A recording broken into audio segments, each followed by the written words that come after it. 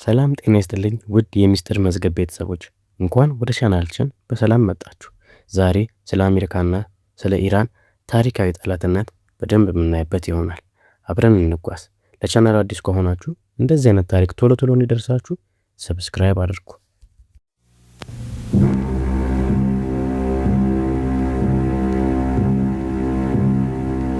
ይህ ታሪክ በዓለም የሰላይነት ታሪክ ውስጥ እጅግ አስገራሚና ፍጹም የፊልም ታሪክ የሚመስል እውነተኛ ክስተት ነው። ታሪኩን ከጅምሩ እስከ ፍጻሜው በዝርዝርና ፍንትው አድርጌ አቀርብላችኋለሁ። እንደ አውሮፓውያን አቆጣጠር በ1979 በኢራን ዋና ከተማ ቴህራን የሚገኝ የአሜሪካ ኤምባሲ በሺዎች በሚቆጠሩ ቁጡ የኢራን ተማሪዎችና አማጽያን ተወረረ። ምክንያቱ ደግሞ አሜሪካ ስልጣን የለቀቁትንና የታመሙት የኢራን መሪ በሀገሯ ሕክምና እንዲያገኙ መፍቀዷ ነበር። በዚህ ወረራ ወቅት 52 አሜሪካውያን ታገቱ። ነገር ግን በዚያ ትርምስና ጭጋግ ውስጥ 6 ዲፕሎማቶች በሌላኛው በር አምልጠው በከተማ ጎዳናዎች ላይ ተደበቁ። እነዚህ 6 ሰዎች ለቀናት በተለያዩ ቦታዎች ከተደበቁ በኋላ በመጨረሻም የካናዳው አምባሳደር ኬን ቴለር ሕይወቱን አደጋ ላይ ጥሎ በቤት ውስጥ ደበቃቸው። ኢራናውያኑ ኤምባሲውን ከተቆጣጠሩ በኋላ የተበጣጠሱ ወረቀቶችን በማጠባበቅ የሰራተኞችን ስም ዝርዝር ማመሳከር ጀመሩ። 6 ሰዎች እንደጎደሉ ሲያውቁ ከተማዋን ማበጠር ጀመሩ። ሰዎቹ ከተያዙ በሰላይነት ተከሰው በይፋ እንደሚገደሉ ግልጽ ነበር። በአምባሳደሩ ቤት ለ3 ወራት ያህል ተደብቀው ነበር። የአሜሪካ የደህንነት መስሪያ ቤት ወይም ደግሞ ሲአይኤ ሰዎቹን ለማስመለጥ ብዙ እቅዶችን አወጣ። የግብርና ባለሙያ አስመስለን እናስወጣቸው የሚል ሀሳብ አቀረበ።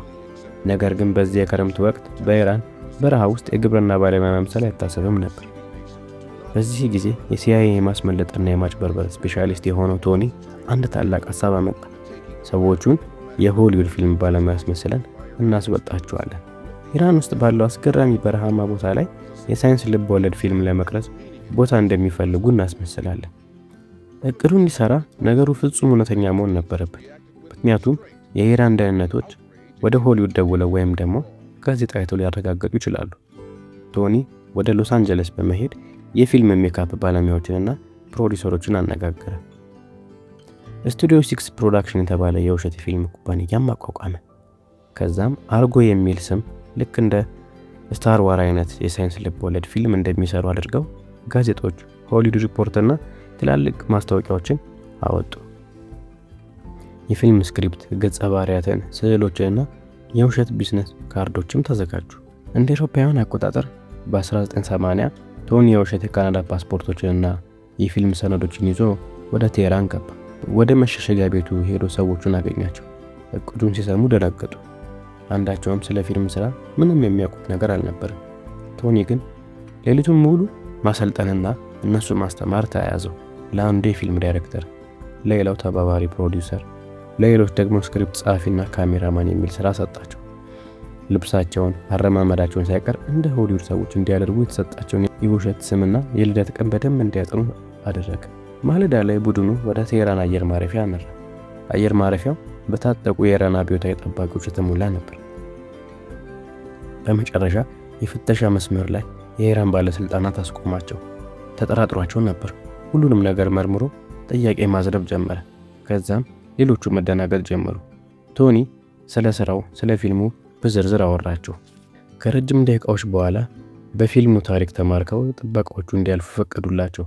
አውሮፕላኑ ከኢራን መሬት ተነስቶ የኢራን የአየር ክልል ሲያቋርጥ በአውሮፕላኑ ውስጥ የነበሩ ከፍተኛ ጭብጨባና ደስታ ሆነ። ይህ ታሪክ ለዓመታት በሚስጥር ተይዞ ከቆየ በኋላ በ1979 ይፋ ሆነ። ከዛም አርጎ የተሰኘ ታዋቂ ፊልም ተሰራለት። የዛሬው አስገራሚ ታሪክ ይህን ይመስል ነበር።